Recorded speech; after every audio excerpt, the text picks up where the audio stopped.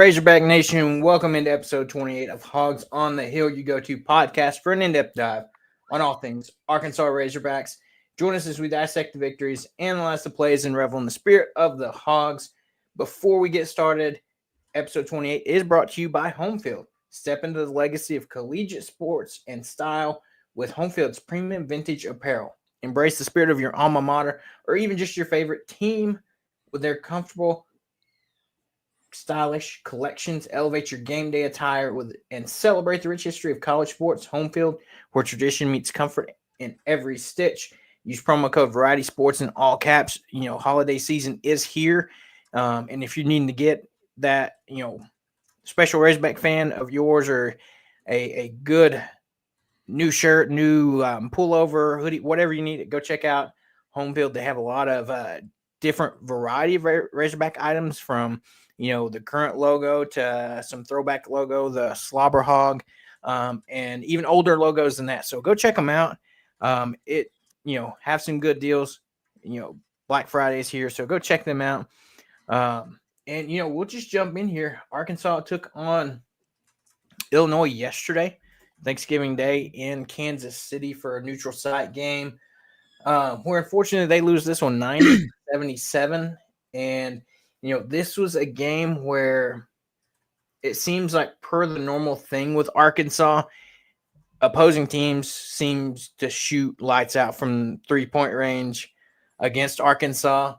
And, that was the story of this game, because you take away a lot of those threes that they hit. This is a much closer game, and Arkansas has a chance to win this one.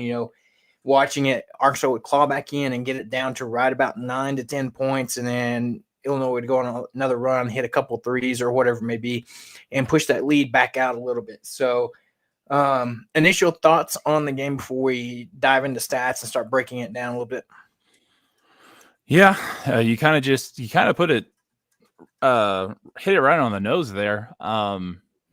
They just overperformed from the 3-point line. That's really the big difference. Now, Arkansas obviously wasn't super great on offense, wasn't good from the charity stripe either. But in reality, the biggest thing was Illinois just not being able to miss at all.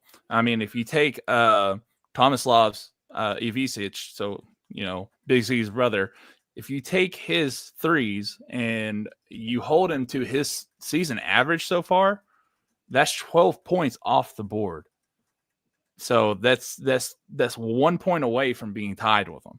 So that's really just kind of like, well, that's what happened. But also, this is probably the worst defending game that the 3-point defending game that I've seen them play so far.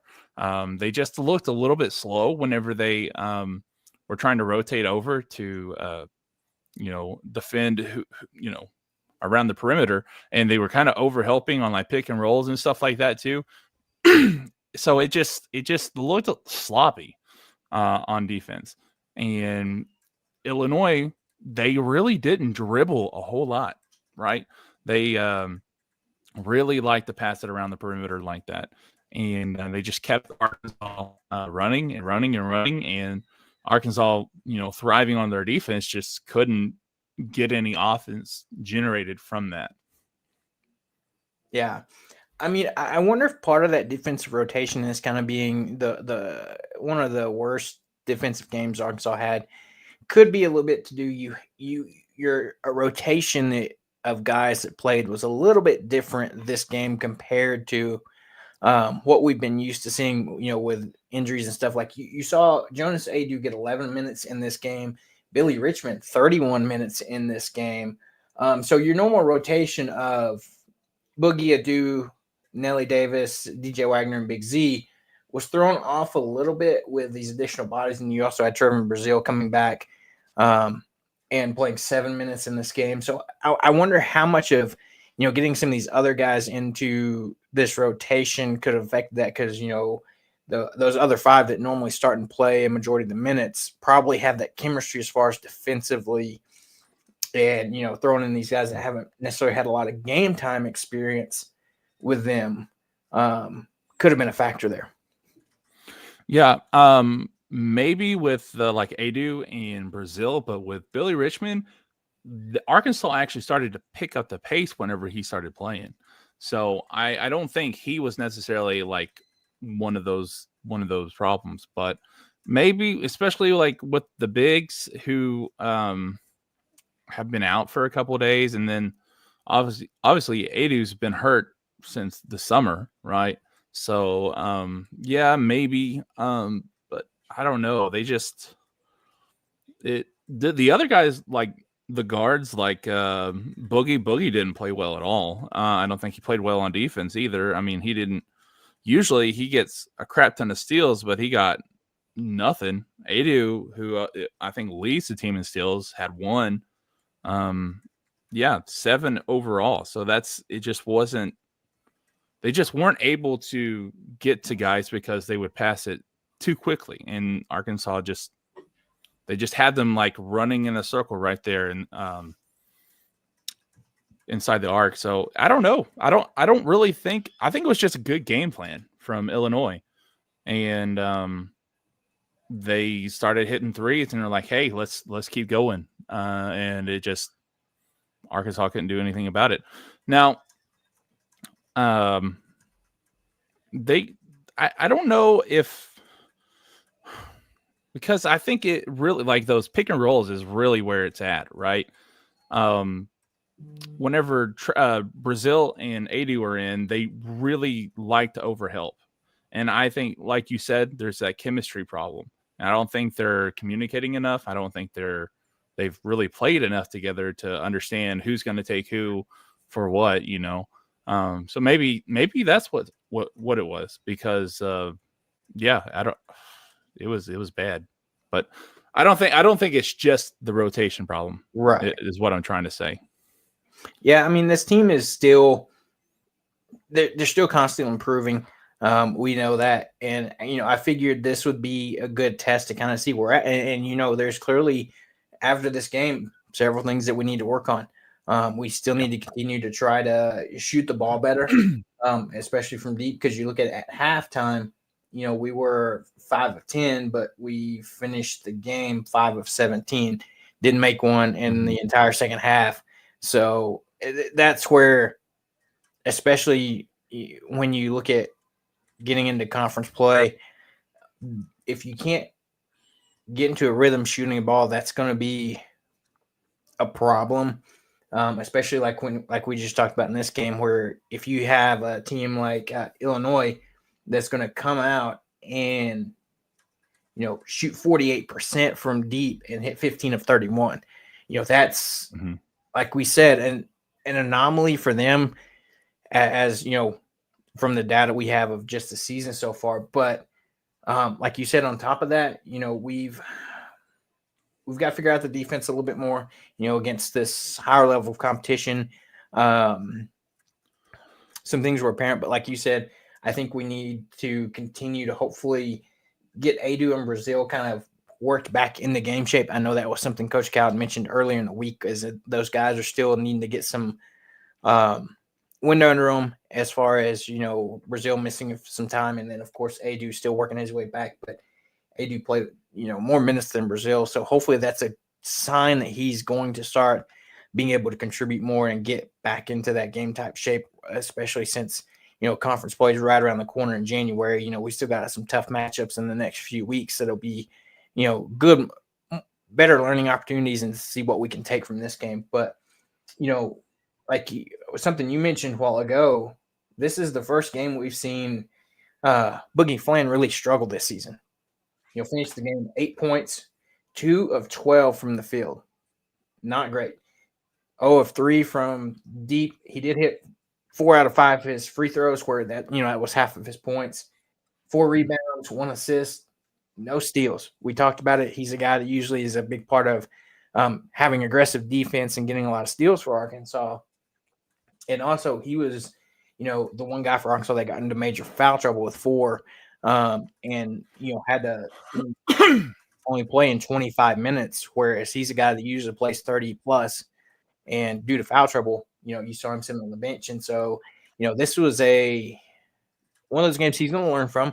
Definitely looked like a freshman. We talked about he's one of the guys that if you would have asked me without even looking at any details about him, that's not a freshman. But in this game, that was apparent. Yeah, it really was. And the stat that really I just now saw it. I don't know why, but the stat that really stands out to me is the 1 assist. I mean, he only played 25 minutes, but he got off 12 shots, which is the second most at anyone else, and just went 2 for 12. I mean, that's bad. But the thing is, and this is a freshman. I guess this is where the freshman problem came out, is if you're not hot that game, dude, just distribute the ball. That's what you're there for, right? You're the point guard. You're the one who's running this offense. Get out there and give your guys a shot. You got people around. He's got athletes around him. He's got Adu. He's got Jonell Davis, even though he hasn't really shown up. You know, he did have 6 assists, right? Davis did. He kind of took over for Boogie, kind of fell short. But like if you get that far into the game and you're not shooting well, dude, just pass it on. So that's kind of surprising to me that he only had 1, because usually he has like 5, 6, 7 assists a game, right? He's done really well. It's just, yeah, that was his freshman game for sure. But yeah, man, 2 for 12, that's bad. And a lot of his shots were in the paint too. A lot of those misses were in the paint. And I think he just got excited in the speed of the game was also a little bit faster than what he was used to. He usually controls the speed of the game, but Illinois kind of really controlled the speed of the game yesterday. So that's probably what it was. Now, like I said earlier, Jonell Davis came in and he started, dishing it out a little bit, but he only had 3 shots the whole game and he played 32 minutes. Mm-hmm. Like, I feel like that's some Devo Davis numbers. Like last season, Devo was, Devo wasn't super great last season, but he played like 35, 38 minutes and he'd have like 2 or 3 shots. And you're just like, why aren't you taking shots? And then he would take shots and we would be reminded, hey, maybe you should not take those threes. But Jonell Davis is a proven guy. I don't know why he's only getting 3 shots a game. Even though he hasn't been that great against Eastern Shore, he did fine. He looked good. Why don't you try to build off of that momentum and try to get something done against a team that's actually good? But I don't know. I don't know if they just didn't call stuff for him or if they called it and it just the look wasn't there and he passed it. I don't know, but that's not enough shots for him. Yeah. I mean, if you look at it, if you look at it, with Boogie, this was his worst outing shooting wise of the season. You have to go all the way back to Baylor where he was 5 of 13 and shot 38.5%, which is still much better. Yeah. I mean, he's doubling up his makes. So, I mean, part of it may be, the stiffer competition, if you will, with some Power 4 teams compared to, the rest of the teams that we've been playing. And that's something he's going to have to adjust to because he's having all these great games against these other opponents. But he's going to have to figure out how to adjust his game when it comes to playing the Power 5 teams. They're going to have athletes that are just as good or better than you are. Yeah, and the thing is that he should know that. I mean, look what he did against Kansas, right? I mean, he had a great game against Kansas. And I know it's a preseason stuff, but other than Hunter Dickinson not being in the game, that felt like a real game. Yeah. Right? And he was against one of the best defensive guards in the country. So, yeah, it's just he's a freshman. He's probably going to have some consistency issues, whatever. I get it. But he has the stuff to do it. We saw him do it. And it's just a little disappointing that when actually it matters that he hasn't, he's kind of fell a little bit short. Maybe it's the nerves things, like what I'm saying. Maybe the pace is faster than what he thinks, and he or he's not controlling of the pace and he feels rushed. I don't know what it is, but yeah, that's rough. Now, the other person that took that many shots was Adu, right? 7-13, great.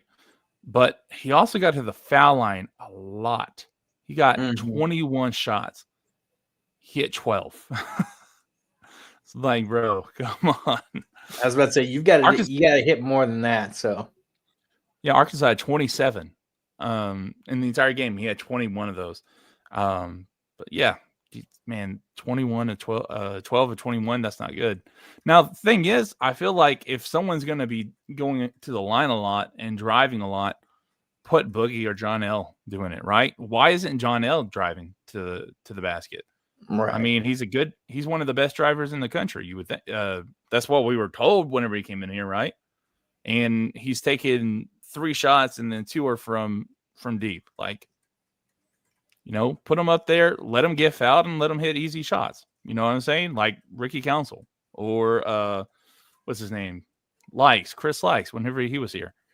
Just get guys that can hit free throws and let them drive to the basket. Yeah. Especially if you're not doing well anywhere else. Yeah. Yeah. Let me ask you this question. I saw it yesterday, and we've talked about it several times. Everybody's wanting to see or is ready for, Nelly Davis to be that guy that kind of you saw him at FAU the past few seasons that's going to come out, light it up from 3, put up all kinds of points. But I saw somebody make a point either yesterday or today. How much of it is that people are thinking that he's just not doing that, or that he's playing the role that he's asked to be? Because I think in this offense, compared to how he was at FAU, he's not the main scoring threat in this offense. And how much of it do you think, with the minimal shots and, maybe the lack of ability to get into a rhythm of, you come out and you hit a few threes and you keep shooting. How much is that he's playing into the role that Cal has kind of established for him, and not the main scorer, a guy that's can be a veteran out on the floor, and bring some like we talked about 6 assists yesterday when Boogie was struggling. How much of it do you think could be attributed to he's playing the role that he's being asked to? Oh, I think that's like 100% of what it is. Now, of course, he's still missing the shots that he's supposed to be taking, but I feel like he's a guy that has to be in that rhythm, like from the jump. I mean, a shooter's got to shoot, and whenever they're hot, and when they're not, they're not. And he's a shooter, and he's a guy who creates his own baskets. And if he's not playing that role, then I don't think he's going to be able to just jump into it whenever you need him to.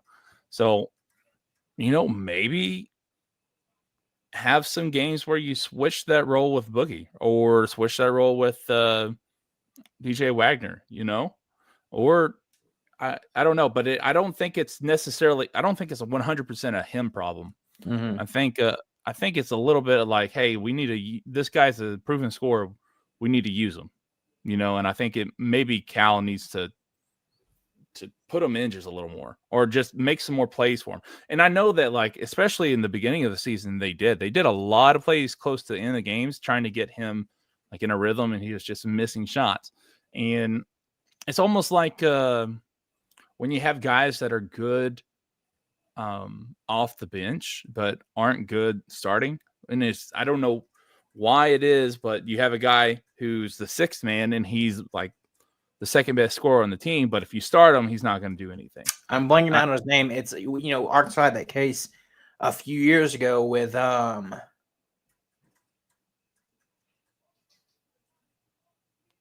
he liked to heat check it a lot from deep. And he was a guard for Arkansas a couple years ago. JD Note. He was a guy that you saw him his first couple seasons in Arkansas. He was coming off the bench, did fantastic. And then that last season, he struggled a little bit at the beginning when he was put into a starting role, comparatively, where, he could come off the bench, get hot, and, do his thing, which we saw him do that many a times. Those first couple of seasons it was here and was, essentially the 6th man for Arkansas. Right. But I think this is opposite. I don't think that he needs to play a backbone role first. Maybe he needs to Right. play that star role to begin with, And I and think you maybe need to say, see "Hey, like, more of him play on ball because that's what he did at FAU, yeah, where he played with the ball in his hands and, like to your point, was able to create his shots a little bit easier compared to, this entire season. He's played that 3 guard spot off the ball where Boogie's your main point guard bringing up the ball. And it's like you said, how much of that do you maybe need to switch it up, put the ball in Nelly's hands and, let him see what he can do from that perspective compared to having him, come down the floor, get in the corner, flash to the baseline or, whatever he's doing for that game.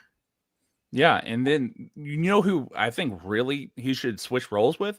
I think he should switch roles with Wagner, right? Because Wagner will bring it down every once in a while too. But the thing is, like, I think he's really good shooting with his feet set, right? Let him sit in the corner or sit there slightly off to the side and just as soon as he gets the ball, shoot it, something like that. Off the dribble, I don't think he's that great at shooting threes. I don't have any stats or anything to back it up. It's just eye test and what I can remember, right? So I Mhm. might be completely wrong, but just what I'm seeing, what I'm remembering, I feel like he does really well with his feet set, catches it, shoots it. Davis, I feel like is the opposite. I feel like he's good on off the dribble and he's good with the ball in his hands and Yeah, let him be the maybe guy that, maybe not necessarily shooting threes like that, but just he's more efficient whenever he's in control of the offense. right. Let him be that guy that can drive and step back, 2 or step back 3 or shot fake type that. Whereas like you said with Wagner, he seems to shoot a lot better when his feet are set and he can catch it and go instead of trying to dribble against the guy and then pop out and hit the three. Now, I will say I love how Wagner loves to attack the basket and his Yeah. slashing ability. So that's where you kind of I think would have to find that balance as if you kind of like you said switch those two roles. How much of it do you don't want to just completely take away the ability for DJ Wagner to come down and be able to do what he does and drive and slash and attack the basket. So that's something that I'll be interested to see over the next few games. How do we adjust? Because there's got to be some adjustment made a little bit. Yeah. Especially since we're going to start seeing bigger competition. We've got Miami coming up, you've got Michigan coming up, Yeah. and those aren't going to be easy games. And if you're not And this careful, you could finish, Illinois, Miami, Michigan easily 0-3. Would love to see that, be 2-1, but it's just going to depend on what changes are made. Does Adu come out, next game, does he play 13, 14 minutes and look a little bit better?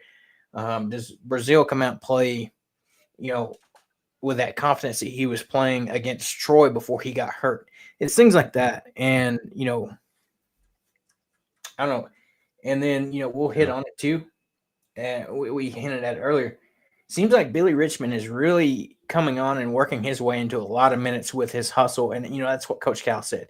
If you're going to come out there and, do the little things, if you will, or the intangibles, fight for those rebounds, just, give it 110%. That's how you're going to get playing time. And, you see Billy Richmond getting 31 minutes in this game, partially due to some foul trouble issues, but also, he was playing really well. 12 points, 6 of 9 from the field, 0 of 2 from deep, missed his only free throw, but comes out, has 4 rebounds, 2 steals. He had that one big steal towards the end of the game where he just read the pass and, Mm-hmm.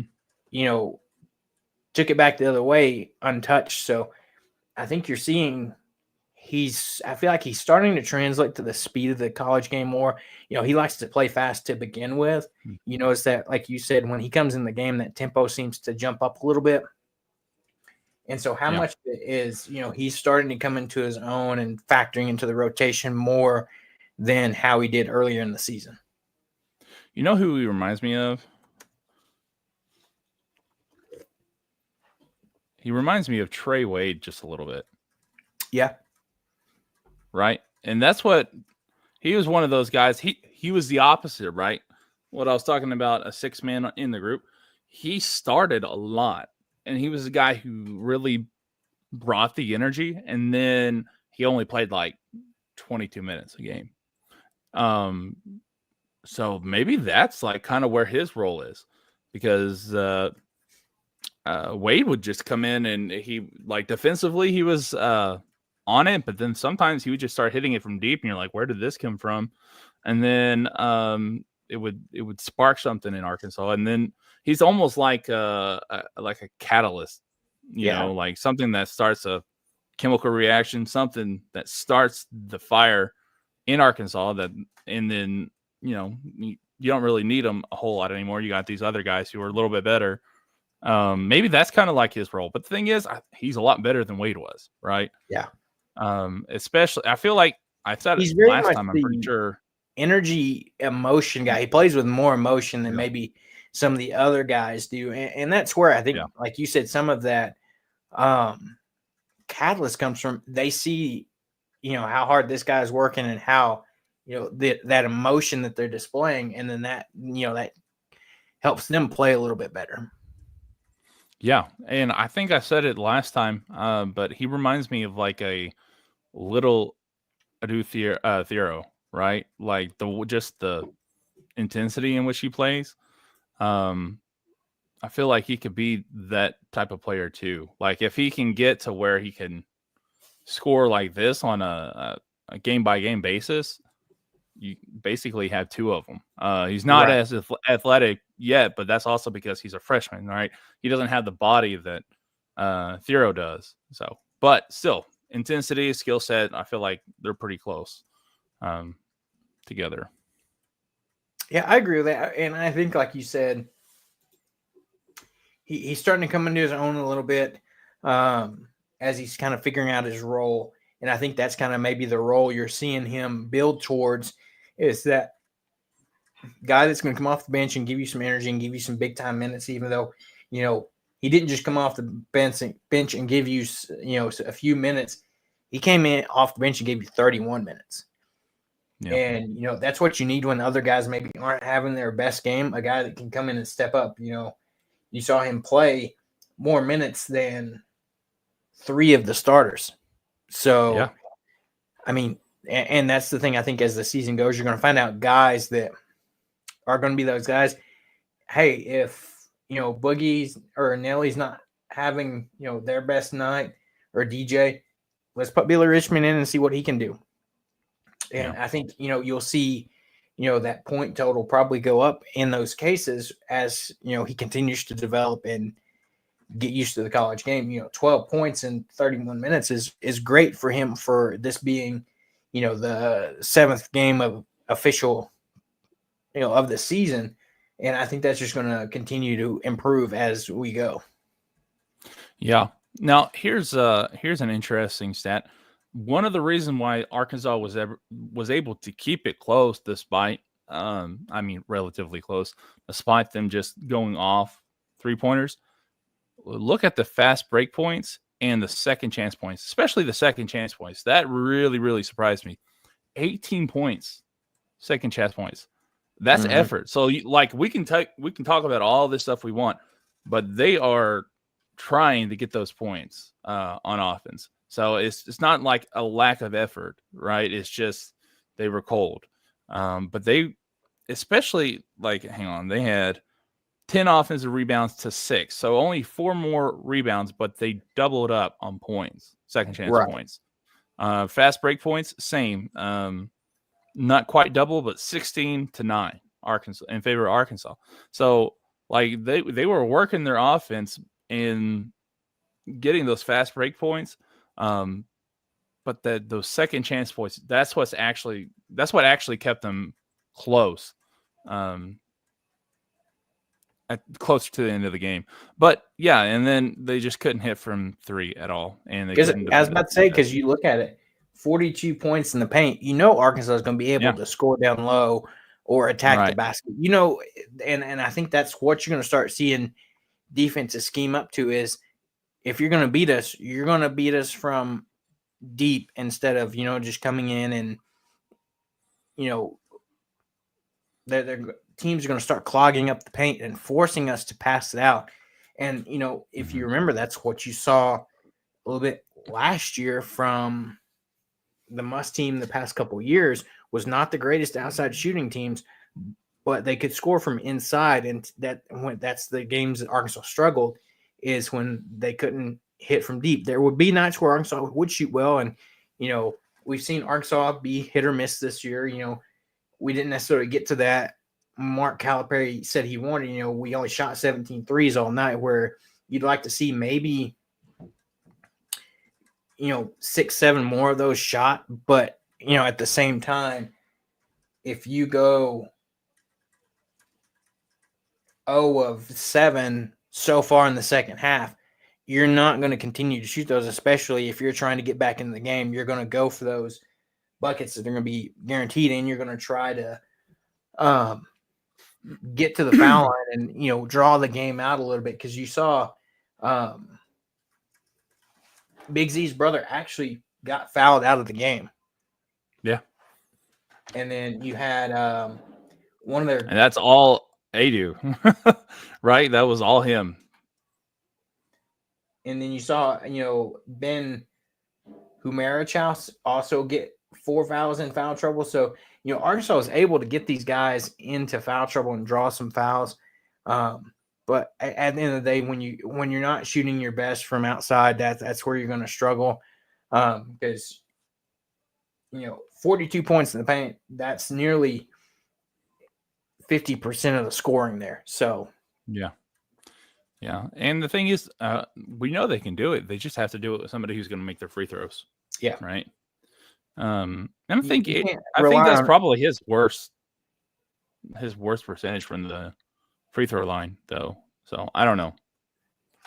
Right. When you have Wagner, a guy that's known for, like we were talking about, driving to the basket, not shoot a single free throw. Big Z not even shooting a single free throw. Brazil, Adu, your bigs that you would think would be your guys that would get to the free throw line for you, playing down low, not even attempt a single free throw. Other than Thiero, you saw Boogie attempt free throws and Billy Richmond.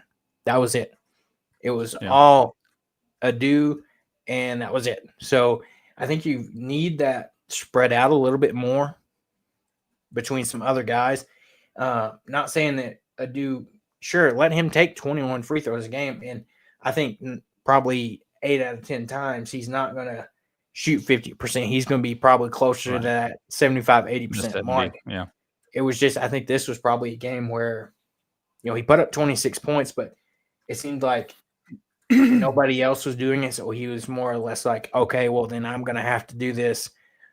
And you can probably equate some of that to maybe some exhaustion, by the end of the game. You're scoring all these points and you're going to the line time after time after time.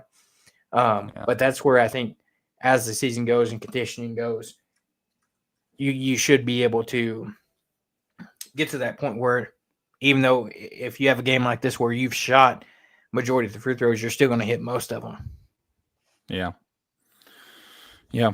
And it just, what do you call it? Avicic. I know he's like the main big right now, right? But he's not like a true, in my eyes, he's not like a true big. He's really a stretch big, a guy that can shoot from the outside like that, and at a decent, rate.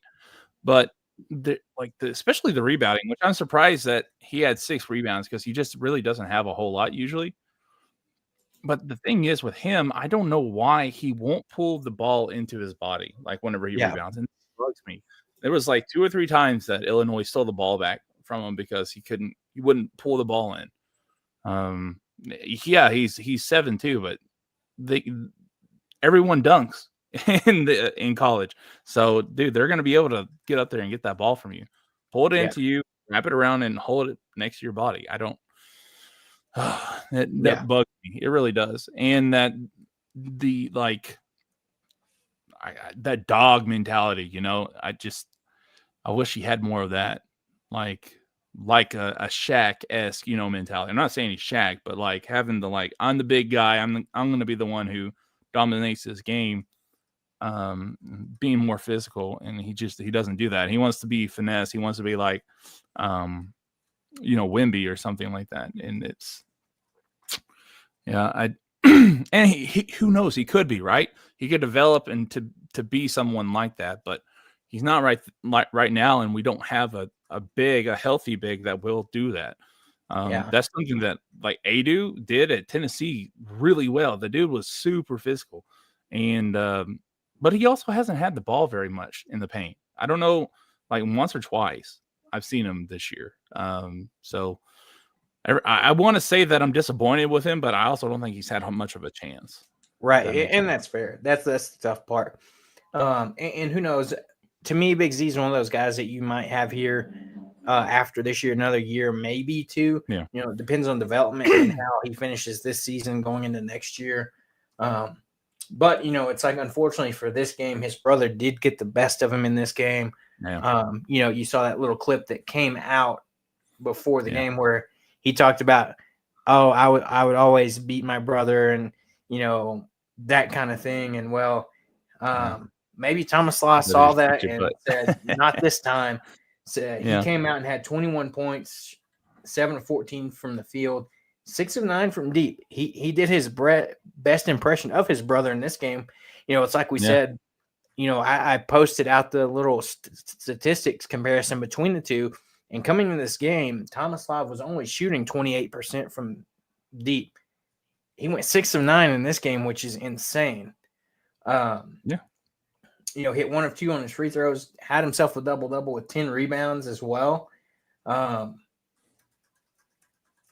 Even had a couple of steals. He was plus 15 in the plus-minus mark. So, I mean, he came out and, really wanted to have a good game against his brother, and he did that. Not saying that Big Z didn't have a good game. It's just like, Big Z still came out, had 13 points, 3 of 6 from deep, 6 rebounds himself.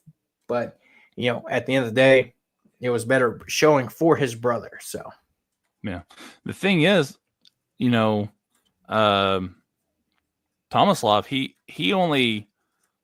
was only really a factor from deep, right? He wasn't really on defense. He had like 10 rebounds, but on the offensive side, he was also not very physical. And I feel like that Zvonimir was more physical than him because he had those two or three alley-oops that just looked nasty, dude. He looked like a real legitimate big like that. And like there was a couple times I didn't think he was going to be able to get to the rim, but he did, there was that one alley-oop you're talking about early in the game where he actually dunked it on his brother. His brother, yeah. But hey, you know what? He might be able to look back at the stat book, but I bet Zvonimir is going to have that picture printed out and have it forever. It's like, I just posterized you, and that is more eternal than a stat sheet. Yeah, that's true. So at the end of the day, Arkansas falls to Illinois 90-77. Arkansas will be back on the court on the road Tuesday as they take on Miami for the SEC ACC Challenge. Coming into this game,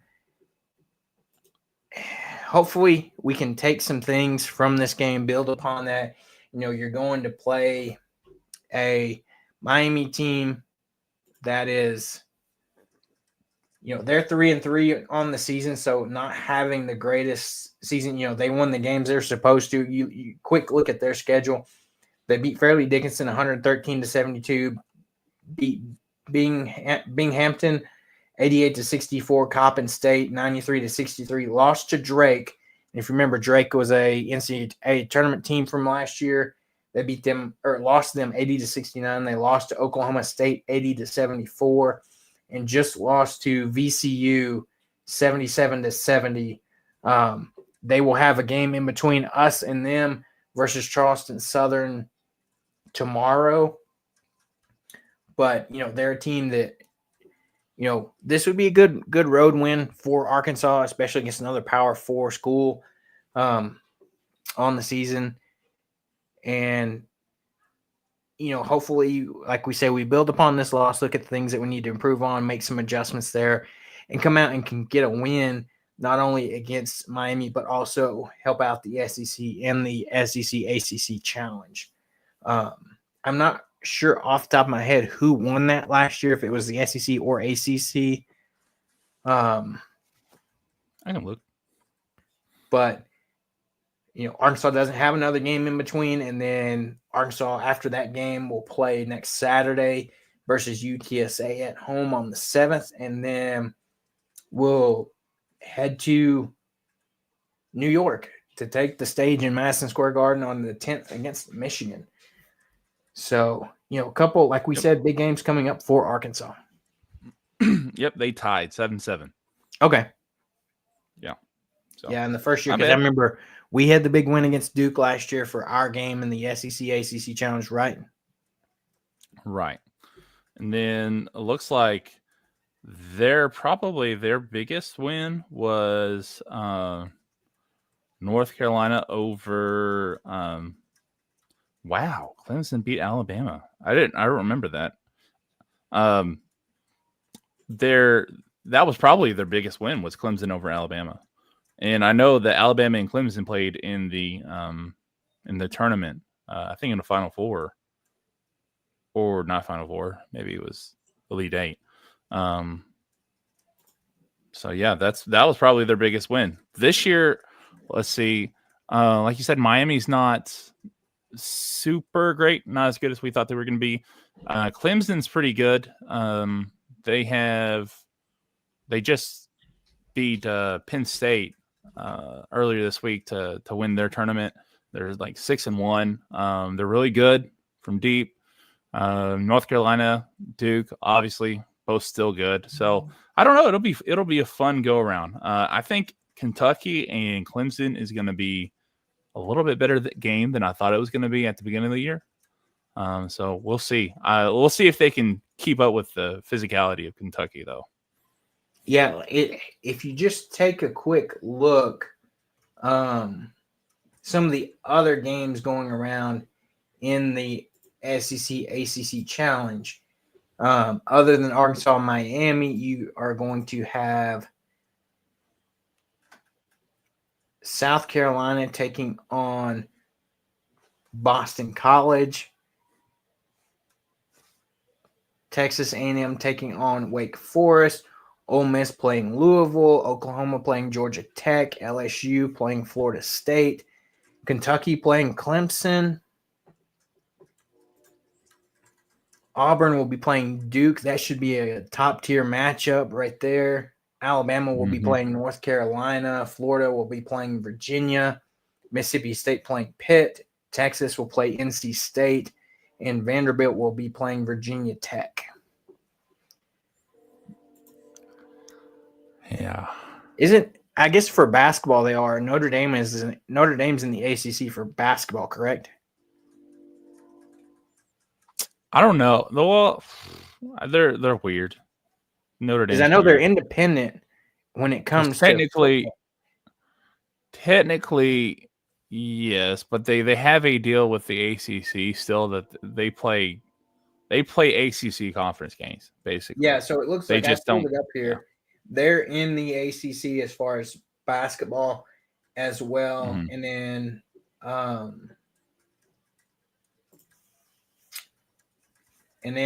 you have Missouri playing Cal. That kind of rounds out Tennessee and Syracuse. So yeah, Tennessee and Syracuse is going to be a good game, I think. Yeah, Tennessee looks good this year. There's a lot of top teams in the SEC this year, and comparatively to how with football normally, I say this normally because this year's been a weird year. SEC is a more dominant conference. In basketball, it seems to be ACC is one of those top conferences every year, and then you'll have maybe one or two, a handful of SEC teams that are pretty competitive.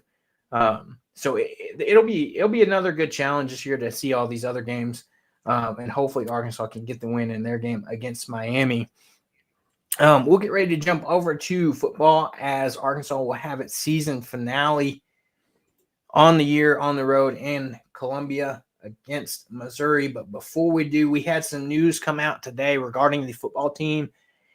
Devion Dozier has decided to enter the transfer portal. He's a redshirt freshman wide receiver that has not seen many snaps, his first 2 seasons here. Obviously redshirted, previously, and, hadn't seen a ton of playing time this year. You have all your starters back between, Broden, Armstrong, obviously, Tesla, Statania, Jordan Anthony's been involved. There just hadn't been that many snaps available for him.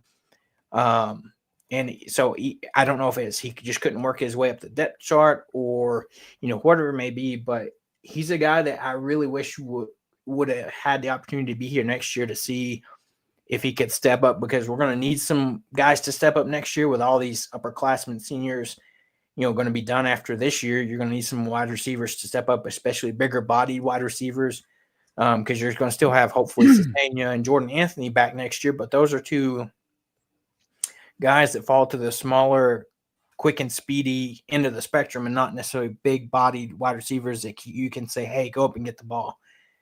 I mean, your thoughts on him deciding to make the move and head to another program?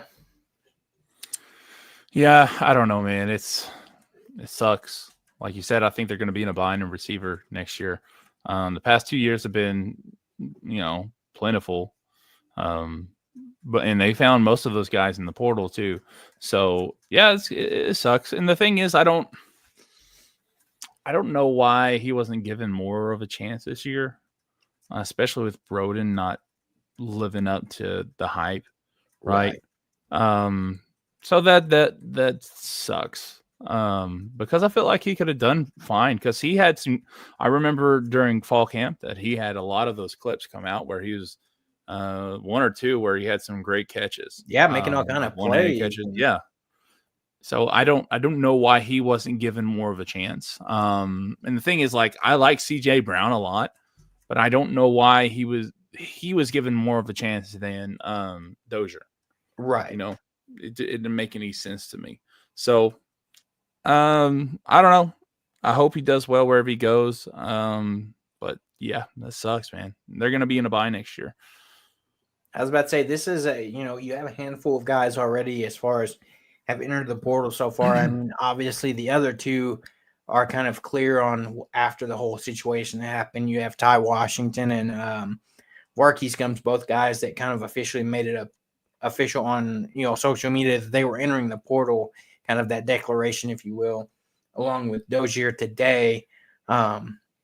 You have a handful of other guys that have declared as well. And then, you'll have a handful after, probably the game tomorrow before the bowl game. They'll go ahead and, decide to enter their name. So hopefully we don't see a ton of exiting Arkansas. It's going to be interesting to see what happens. I heard, yesterday, I believe it was that, and I haven't heard any more on the situation. You might have, I don't know, but that apparently Hunter Yurchek was in the potential running for the South Carolina athletic director job. They said it was between him and, forget the name, but Georgia Tech's athletic director.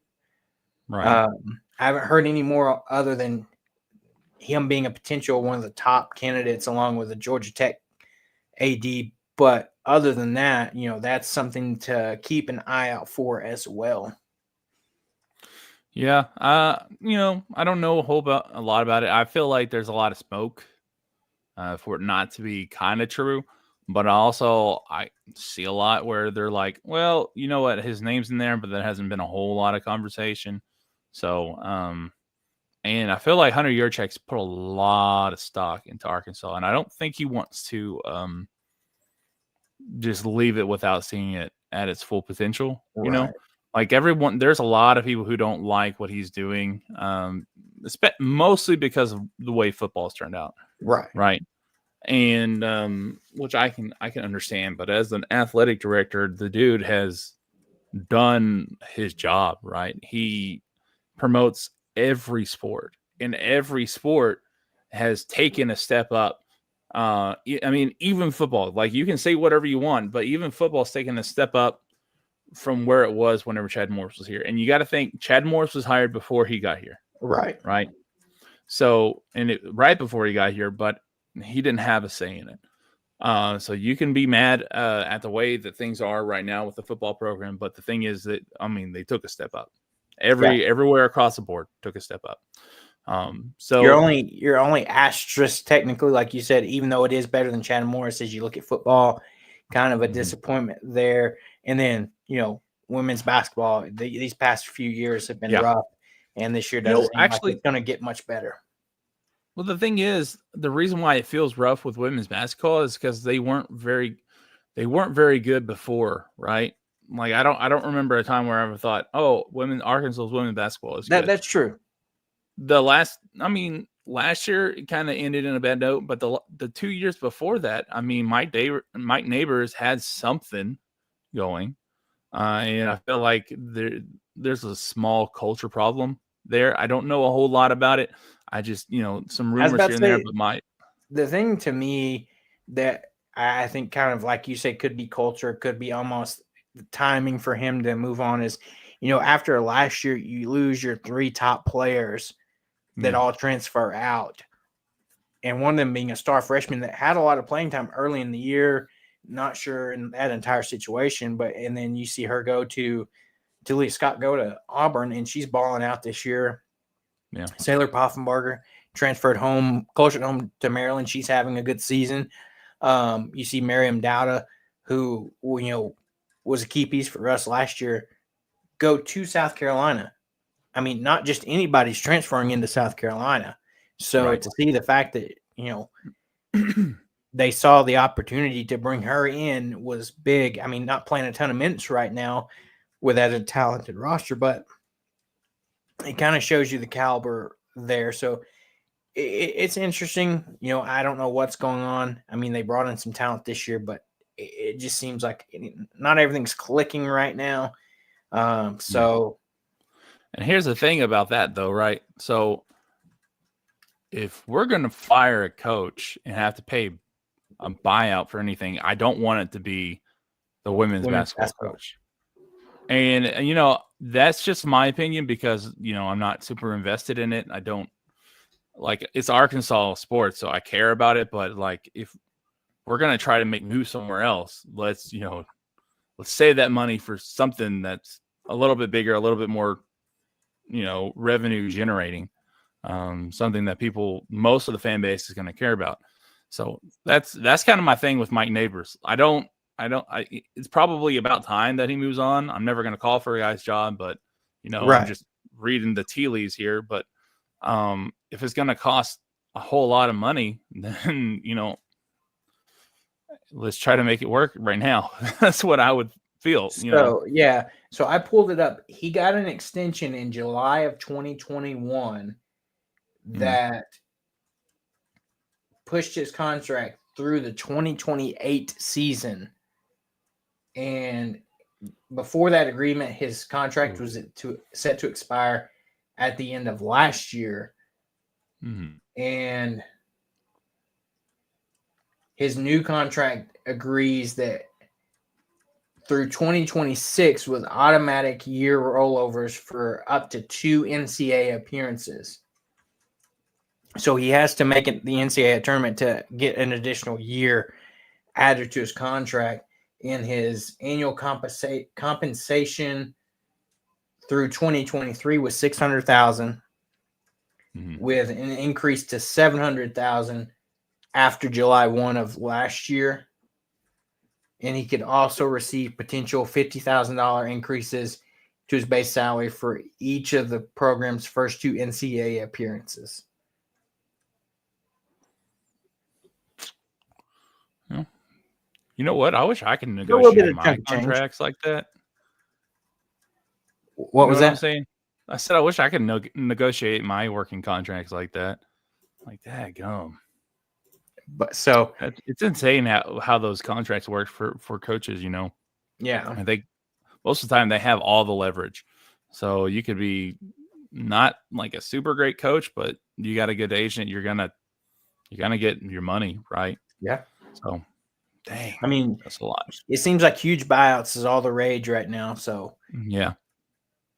But as we continue on, 2:30 tomorrow, Arkansas will be taking on Missouri on the road at Faroe. Your Friday night update as far as your injury report: Nico Davier out, Jalen Braxton out, Anthony Switzer out, Kyle Ramsey out. That one's not a surprise. Neither is Jalen Braxton. Anton Junkaj and Braylon Russell are both guys that are questionable. We know Junkaj has been beat up. Pittman's been clear about that. The one mystery to me is Braylon Russell. There's not been a much talked about him. There was a quick tweet he put out after last week that was deleted pretty quick, where he said, "I'm healthy." So I don't know what's going on with that situation. I hope we don't do anything to potentially run him off, because he has the chance to be a very talented back and could have the lead job next year. That is a real possibility, because you're losing Jaquindon Jackson. Who knows if Dominion going to come back or not? I would assume he would. Rodney Hill maybe. So that's one of those things. I hope nothing gets messed up with that relationship there, because I think he's a talented kid that we've just got a lot of depth in that area this year, and he's kind of, as a true freshman, as they say, the lower man on the totem pole, as far as when it comes to snap share. Yeah. And I mean, you want to lose the fan base, that's the quickest way to it, right? One of the top in-state guys, easily. Yeah. One of the top in-state guys, and he's really good, right? Don't mess this up. Right. I'm not like one of the guys that's like, oh, just do everything they want to do or whatever. But you can't mess this up. You can't let him go. And if he's healthy, I mean, the thing is, he's also a kid, so he might be saying he's healthy, right? When he's actually got something that's nagging, and maybe they want to preserve his body, right? So that might be what it is, and he's just upset that he's not playing, even though it could be like a trainer's call type of thing. Right. He might be healthy enough to play, but he might have a problem where if he re-aggravates it, whatever injury it is, it could be worse. So that's I don't know. And he's young, so he might just say stupid stuff like that too. But I'm hoping that it isn't something stupid and they run him off, because the dude's a hot. He's a tank. I was about to say, think if he has a full off season in a college strength and conditioning program, next year would be insane. Yeah. So I just hope they don't do what they did with Rocket and make him too big. Yeah, that's the thing where there were all the reports in that off season that he bulked up and ironically got faster as he bulked up, which is counterintuitive in itself. But hopefully they kind of see that this is where he's at's ideal, and they kind of maybe fine tune and just get more muscle on him or whatever it may be. I don't know. But so that's two things to look out for tomorrow. Not sure what's going on with Nico Davier. I know he played, against Texas, and he was actually not listed on the depth chart at all earlier in the week. So not sure what's going on there with that situation, but he's going to miss the game, whether that is the injury or some other issue. I don't know. No Jalen Braxton. That sucks to see. Hopefully he's a guy that will take a red shirt and will come back next year. Hopefully he's not a guy that will transfer out, because he's a young talent that, if he can get healthy in the offseason, has the chance to be, one of the better DBs in the country. I mean, we saw that at the end of last year and coming into this season. And we know the Arkansas secondary needs all the help they can get. Yeah. Because, you think of it, I think Danico Slaughter's Danico Slaughter's a senior, he's grad isn't he? transfer. Yeah, so he's going to be gone. Miguel Mitchell, he's got another year, I think, right? I think so. You got and he hasn't played a whole lot this year, so you've got we don't really know what he can Singletary from Georgia that, he hasn't looked the greatest, but he's still got some more eligibility. Jaden Johnson, you're losing Jaden Johnson. He was a guy that walked on senior day. You've got the Metcalf brothers that, will have another year of experience under the belt and should take a step forward and, have more playing Yeah, they're time. both good. You've got the kid that out of Texas here that we talked about a couple weeks ago, Selman Bridges, should factor in next year. So you've got a lot of young talent on this roster, and hopefully, we can get those guys retained. And like I said before, hopefully we don't see a lot of guys decide to leave after this year, depending on how the season shakes out. I think a win tomorrow would be big if we can get it done.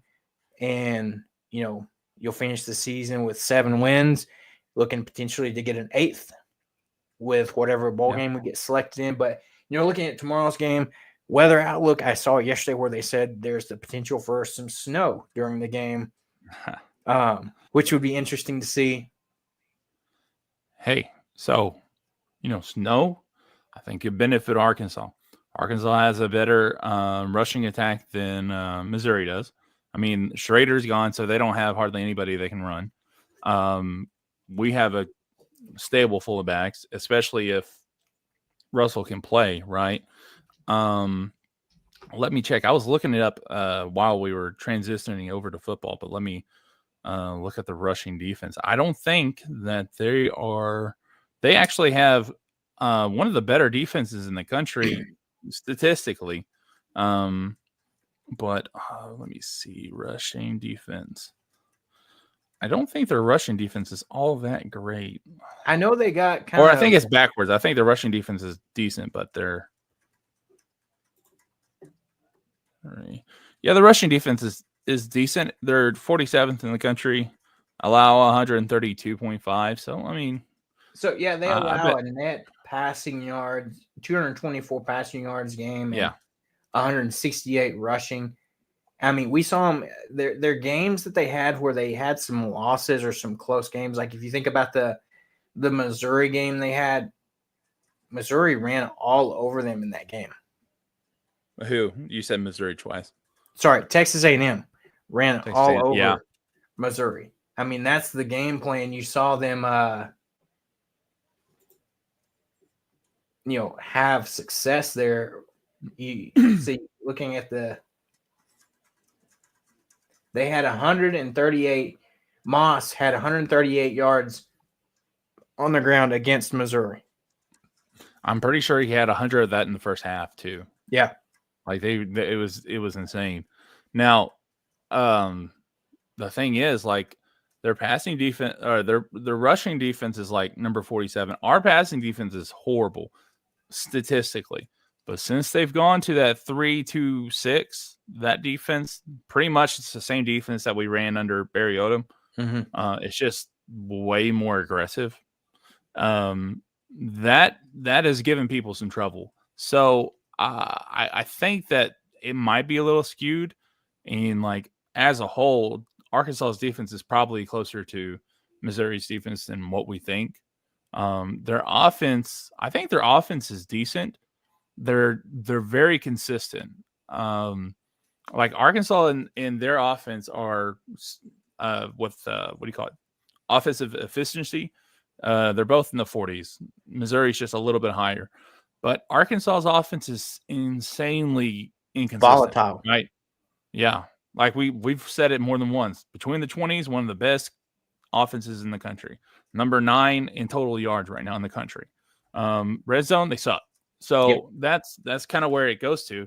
Now, if Arkansas can find some way to score, it could be a long game for Missouri. It could look kind of like Texas A&M, but I don't have that confidence in Arkansas to.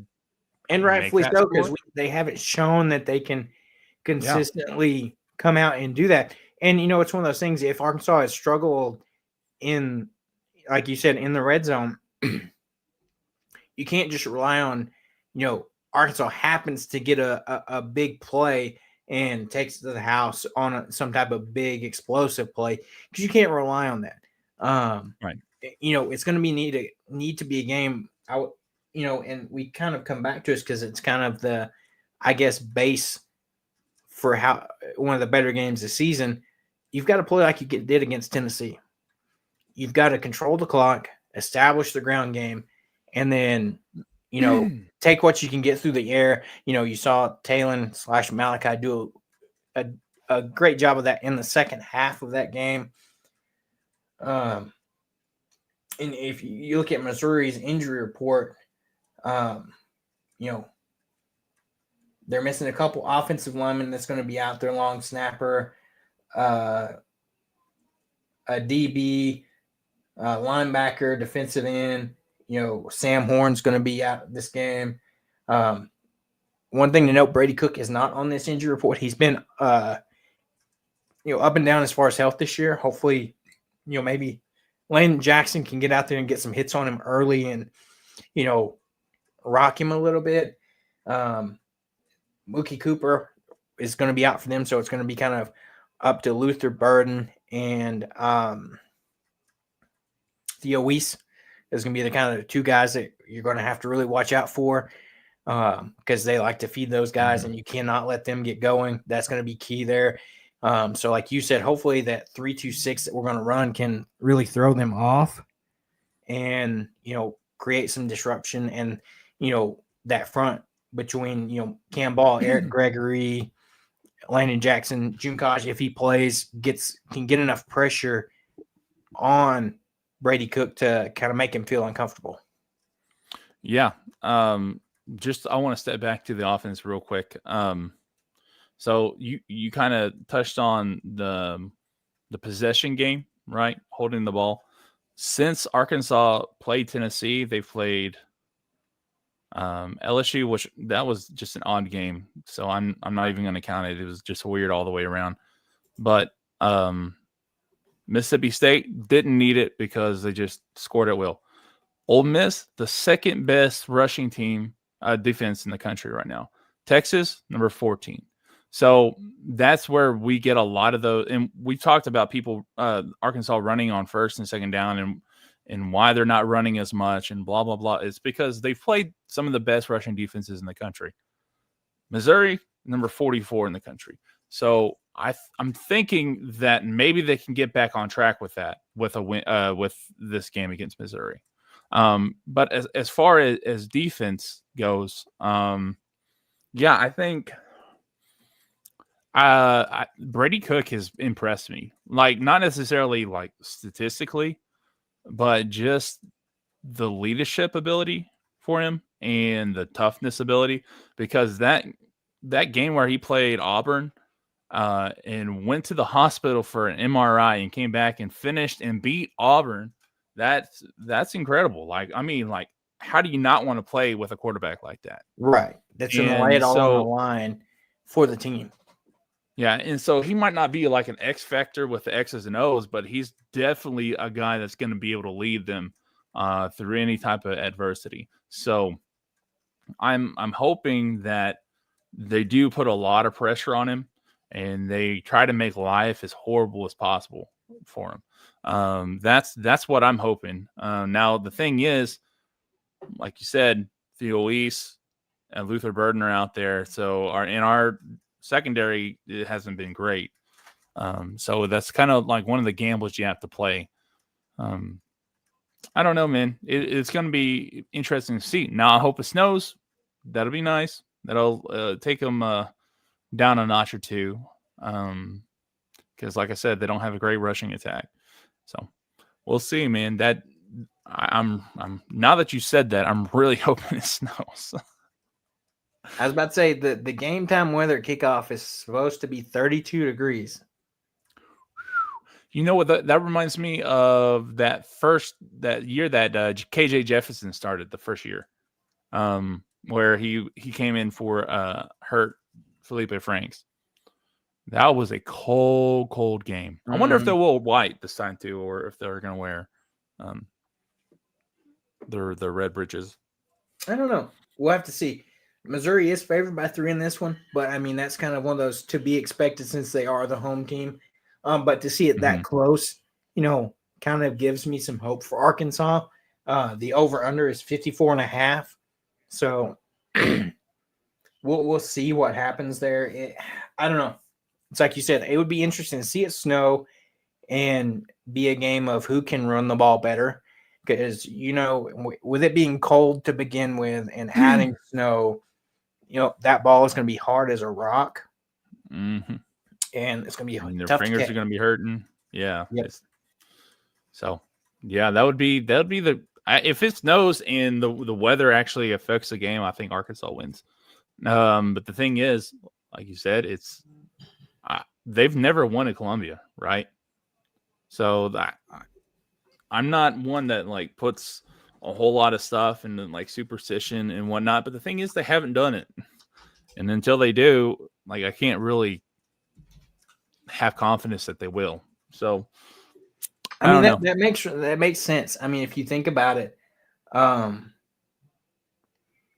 so if you look at it pre-SEC era, but so before Missouri was in the SEC, the first meeting between Arkansas and Missouri was in 1906.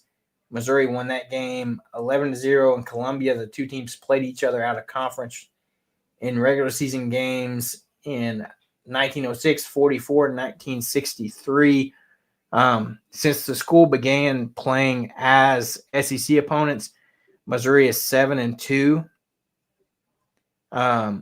They did not play in 2012 or 13, which is the first two seasons that Missouri was in the conference. If you look, the last time, if you look back to it, Arkansas has never won in Columbia. Its 2 wins since playing them has been in Fayetteville, and the last one was in 2021. We won that 34-17. And then in 2015, we won 28-3. Every other game except then Columbia or Fayetteville has went to them. You had the game last year that was, kind of a beatdown. The previous season, 29-27, super close game. In 2020 in Columbia, 50-48. I believe that was the game you were referencing where KJ came in that game. We played them in Little Rock in 2019, lost 24-14. In 2018 in Columbia, lost 38-0. 2017, we lost at home 48-45.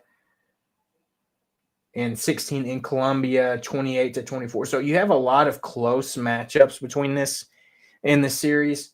And unfortunately, a lot of them, has went Missouri's way, but maybe this year Arkansas can catch a break, have another close game, and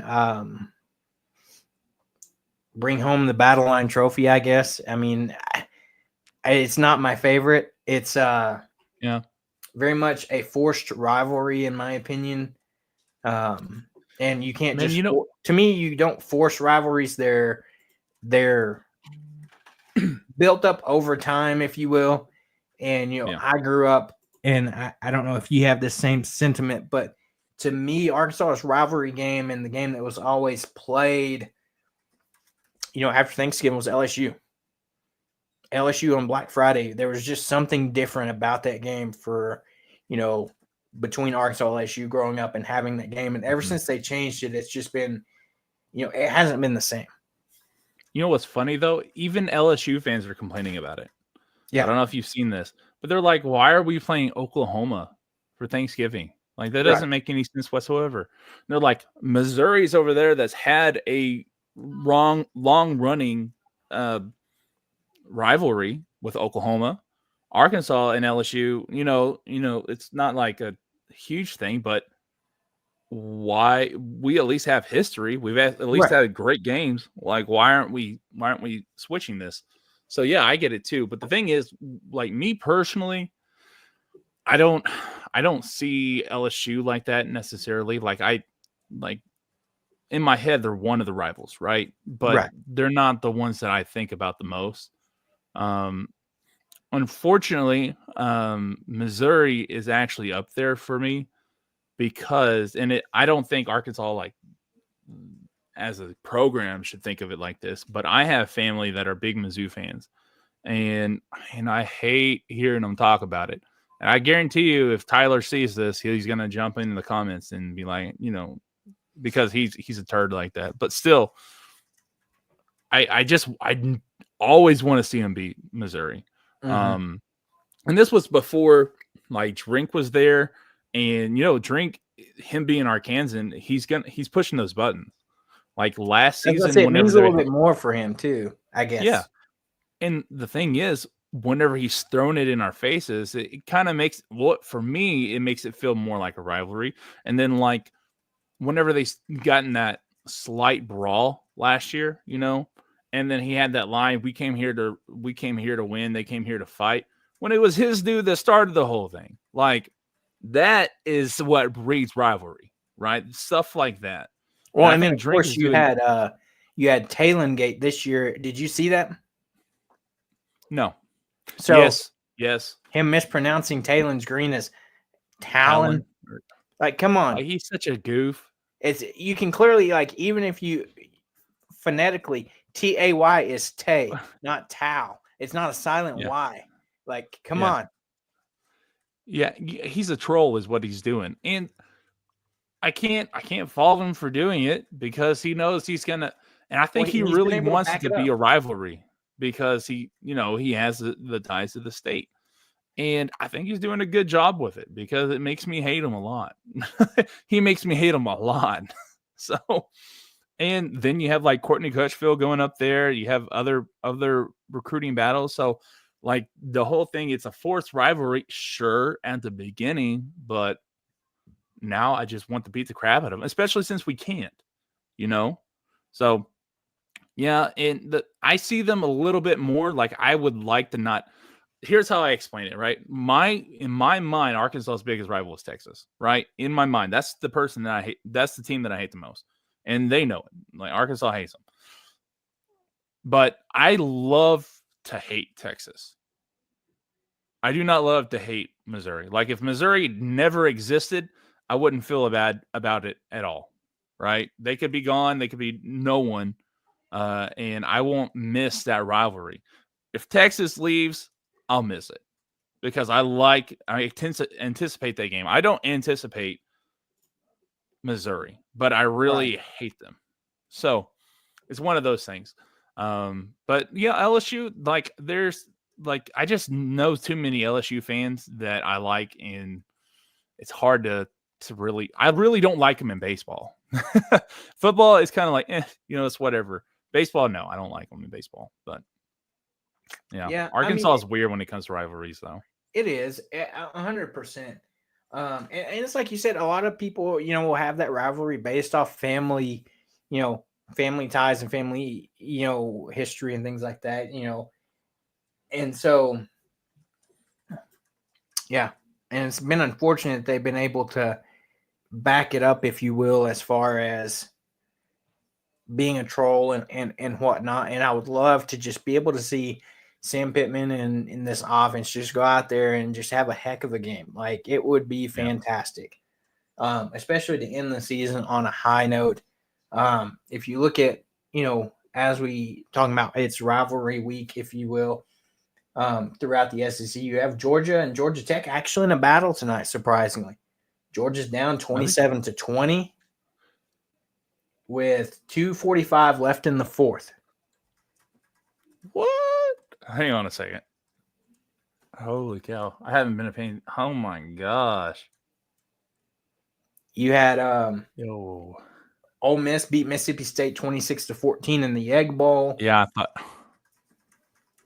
Look at that. That doesn't make any sense to me, right? I understand that you can't use like transitive wins in college football. You can't do it. But Ole Miss beating us 60 plus points to 30 something, and then Arkansas beating Mississippi State by more, scored more than 50 points on them and held them to like 20 something, and then they go and they play that type of game. Like, what the heck is college football this season? And then Georgia's down 27-20 to Georgia Tech.